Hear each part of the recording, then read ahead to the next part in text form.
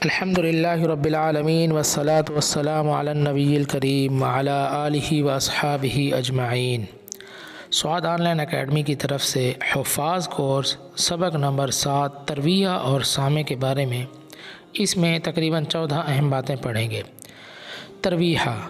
ترویہ میں کتنی دیر بیٹھنا ہے؟ تراویح میں ہر 4 رکعت کے بعد بیٹھنا ترویہ کہلاتا ہے۔ اصل حکم تو یہ ہے جتنی دیر میں 4 رکعت پڑھی گئی ہوں اتنی ہی دیر میں ترویہ میں بیٹھنا چاہیے، لیکن اگر نمازیوں کو مشکل ہو، جماعت میں لوگ کم ہونے کا اندیشہ ہو تو اس سے کم مقدار میں بھی بیٹھ سکتے ہیں۔ دوسری اہم بات، دعا میں ہاتھ اٹھانا۔ ترویہ میں تسبیح، کلمہ، دعائے معصورہ پڑھنی چاہیے۔ اجتماعی طور پر ہاتھ اٹھا کر دعا کرنا اس موقع پر ثابت منقول نہیں ہے، انفرادی دعائیں کی جا سکتی ہیں۔ تیسری اہم بات، دعا کے بعد درود شریف پڑھنا۔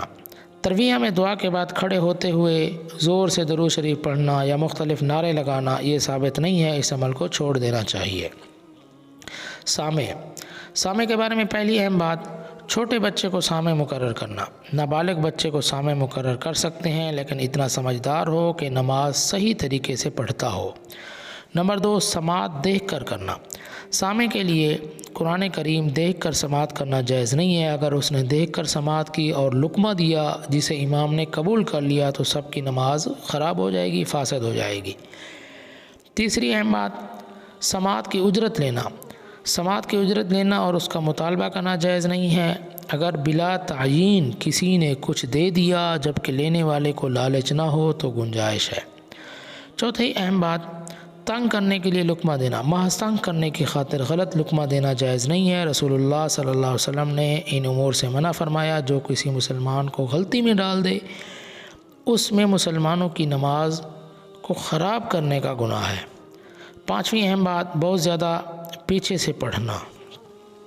حافظ اگر اٹک جائے تو سامع کی ذمہ داری ہے اسے 1-2 آیات پیچھے پڑھائے۔ اگر پچھلی آیات یاد نہ ہو تو براہ راست غلطی بتا دے۔ یہ طریقہ غلط ہے کہ ایک رکوع 1 صفحہ پیچھے پڑھائے اس کو، اس سے اجتناب کرنا چاہیے۔ چھٹی اہم بات، حافظ کے دباؤ کی وجہ سے سامع کا خاموش رہنا۔ سامع کی امانت کا تقاضا یہ ہے توجہ اور دھیان کے ساتھ قرآن مجید سنے، بلا وجہ تنگ بھی نہ کرے، لیکن ضرورت کے موقع پر خاموش بھی نہ رہے۔ بعض حفاظ سامع پر خاموش رہنے کے لیے دباؤ ڈالتے ہیں تاکہ کسی کو غلطی کا احساس نہ ہو، اور اس چکر میں لوگوں کی نمازیں خراب ہو جاتی ہیں، ختم ناقص رہ جاتا ہے۔ سامع اگر غلطی جان بوجھ کر چھوڑے گا یا حافظ کے دباؤ کی وجہ سے خاموش رہے گا تو وہ بھی اس گناہ میں برابر شریک ہوگا۔ لہٰذا سامع اللہ تعالیٰ کا خوف دل میں رکھ کر سماعت کرے۔ ساتویں اہم بات، سامع کا نماز میں شامل ہوئے بغیر لقمہ دینا۔ سامع تراویح میں شریک نہیں ہوا، امام نے غلطی کی، سامع نے نماز میں شریک ہوئے بغیر ہی لقمہ دے دیا اور امام نے لقمہ لے لیا، سب کی نماز فاسد ہو جائے گی، اس لیے نماز میں شریک ہوئے بغیر لقمہ ہرگز نہ دیں۔ آٹھویں اہم بات، لقمہ دے کر نیت توڑ دینا۔ بعض بچے نماز میں شریک نہیں ہوئے کھیلتے رہتے ہیں، جہاں امام اٹکا فوراً نیت باندھ کر لقمہ دیتے ہیں، پھر نیت توڑ کر باتوں میں کھیل میں مصروف ہو جاتے ہیں۔ اس سے امام کی نماز تو فاسد نہیں ہوئی، لیکن ایسا کرنے والا سامع خوب گناہ گار ہوگا، اس نے نماز کا مذاق بنا دیا۔ اس لیے ایسا ہرگز نہ کریں، بلکہ شروع سے ہی امام کے ساتھ شریک ہوں، آخر تک شریک رہیں تاکہ پورا ثواب ملے۔ نویں اہم بات، عمل کثیر کرنا۔ بعض بچے نماز میں مسلسل کھیلتے رہتے ہیں، کبھی قمیص سے، کبھی ناخن سے، کبھی کسی اور چیز سے۔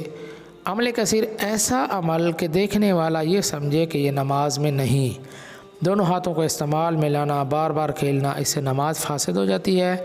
اگر یہ اس نماز میں امام کو لقمہ دے اور امام قبول کر لے تو سب کی نماز فاسد ہو جائے گی۔ 10ویں اہم بات، سامع کا کھانس کر کھنگار کر لقمہ دینا۔ سامع قرآن پڑھ کر لقمہ دے سکتا ہے، اس کے علاوہ کھانسنا، کھنگارنا، اشارہ کرنا یہ سب ناجائز ہے۔ 11ویں نمبر پہ دوران نماز کچھ کھانا۔ نماز کے دوران کھانا پینا ممنوع ہے۔ اگر کوئی سامع دوران نماز کوئی چیز، ٹافی یا کوئی چیز منہ میں رکھے گا تو اس کی نماز ادا نہیں ہوگی۔